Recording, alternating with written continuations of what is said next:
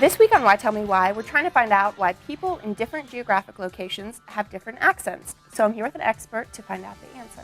Well, the first thing to remember is that accents are actually just a part of something bigger called dialects. People vary in the way that they speak because people tend to speak more like people that they interact with and identify with.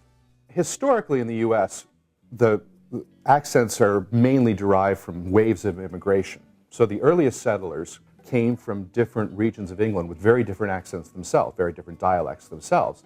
And they tended to land at different parts of the East Coast. And as new shiploads from those places came, they came to where their previous, friends had landed. And so they built up these different pockets of accents of English. And then as they moved west across the country, their children dragged those original accents, changing with time, but dragged them mainly westward. Then in the late 1800s, early 1900s, you had waves of immigrants from speaking other languages, German, Italian, Scandinavian languages, and so on.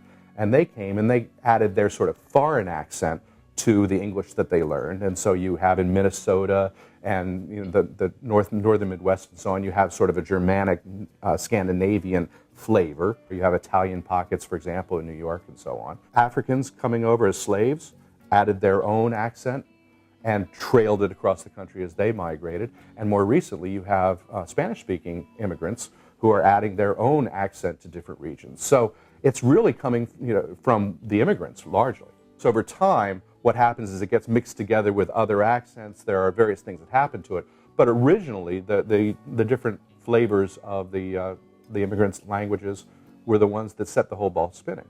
Thank you for your answer. And if anyone has any other questions, please email me at whytellmewhy@discovery.com.